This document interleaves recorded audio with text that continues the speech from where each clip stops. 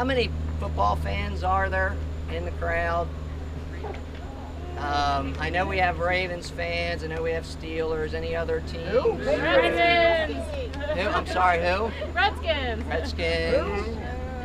Anybody else? How did you last night? Yes, I didn't say we were good. I said we were good. That was all luck, by the way. Dolphins. Okay, You so notice I didn't say I was good. for us, the season's kind of just getting started.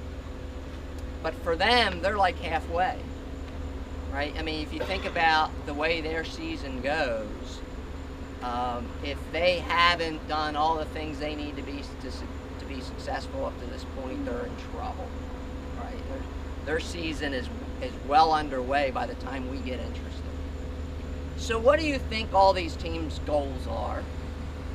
What do you think their goal is? What? To win the Super Bowl, right? I can't imagine that in any of those locker rooms there's any goal other than that right now. And why do you think that is? Make more money. There's a financial element, right, in pro sports. But these are human beings, right? There might be a business side of it, but the people on the field are human beings. And they are motivated like human beings. And for them to do what they need to do to reach the pinnacle of their potential, their goal has to be big. For them to sacrifice what they're going to sacrifice to do what they need to do, they have to have high stakes, right? If their goal was, let's have a winning season, how many people could rally around that? Right? Not a lot. So for us now, if you look at where we are, even though the races haven't started, we're halfway. Our season is halfway through, and within a few weeks, people in this group are going to start running the races that they dreamed about before we started. All right?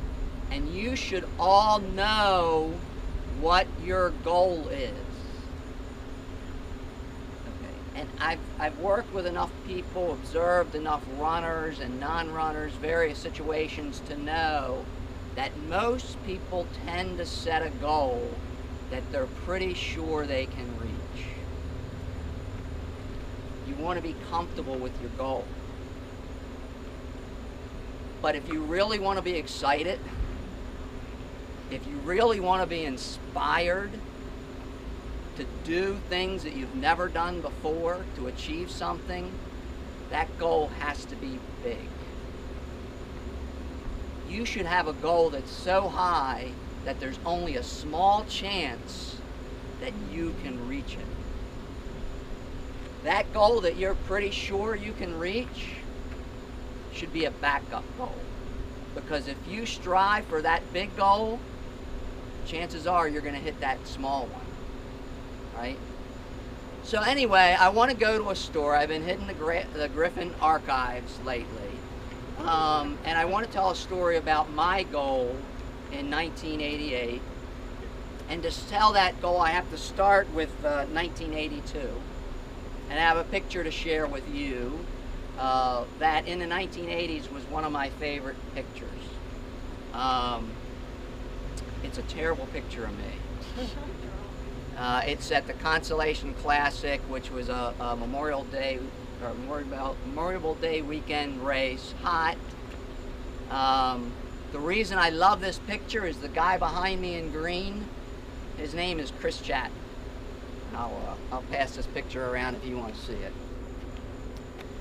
So at the time I was about 21, or I was 21. Chris was probably 18.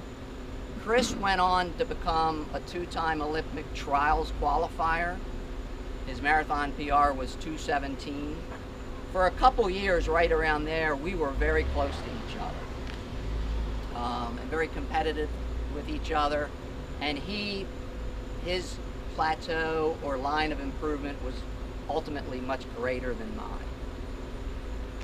But in the early to mid 1980s, whenever I did workouts, important workouts, in my mind, I was in my target race. And the guy beside me was Chris Chatton. So whenever I was doing visualization about what my best could be, I fantasized, if you will, about racing against Chris Chatton, because I knew that I had done that before and I knew where he was. Okay, so fast forward from 82 to 88, I had run some great races I was very happy about. The one disappointment I had was the marathon. My last marathon was 84. I was disappointed in that. 1986 was a year of injury. Did very little running and racing in 86. 87 was a year of return. 1988 was a year of comeback, right? So when I set goals for that year, they were very defined and they were very big.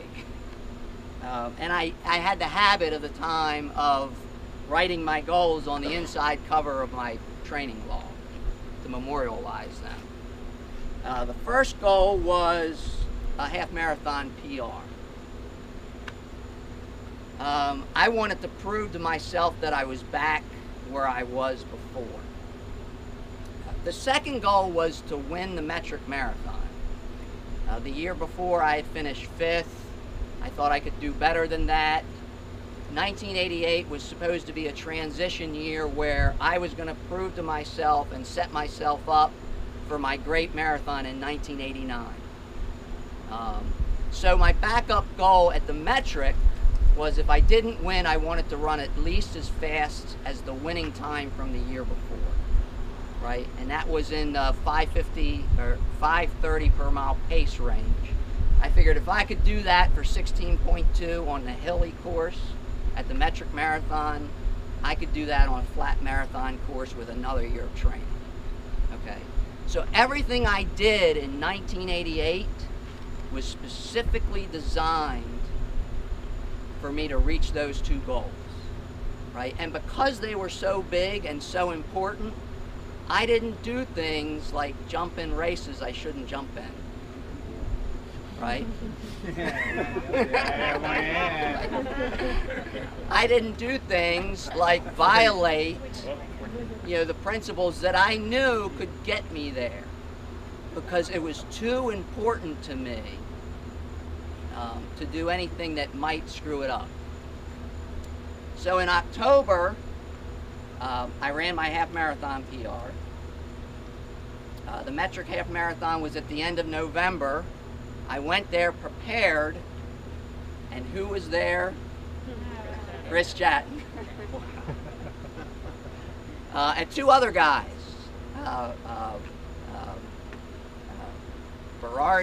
Dave Berardi, and Jerry Clapper. Now, all three of these guys were national class runners, all Olympic trials qualifier caliber runners. I was pretty sure I wasn't going to win, right? So the importance of my backup goal was pretty clear, right? Because before that race started, I could have bagged it. I could have slouched it. I could have wasted a year of training. So the gun goes off, and Clapper and Berardi start to separate themselves, but for whatever reason, Chatton doesn't. Him and I run together the entire way. For whatever reason, 5:30 a mile was fast enough for him that day. And we're approaching the finish. He surges, but one of my most prideful moments in the 1980s, which was the prime of my running career, was when Chris Chatton looked over his shoulder to make sure he was going to beat me. So, lessons to you. Set a goal that inspires you, right? This season's not over. all your important races are in front of you. Set something that really inspires you. Don't let go of that backup goal. Something that you know you'll be happy if you do. But also know what you'll be thrilled about. Because tonight, we're going to think about that thrilling experience. Okay? 2, be disciplined around your approach of giving yourself a chance to meet that thrilling goal. Okay? And 3rd, visualize it happening before it ever does. I had spent years running on Chris Chatton's shoulder. Literally years. And from having done that on that day in 1988, I felt like I had done it a dozen times before in an important situation. All right, so the workout tonight is going to be hard physically, but I'm really going to press you mentally, okay? Because like I've said many times, the physical part is easy. It's the mental part that you really have to make sure that you're working on.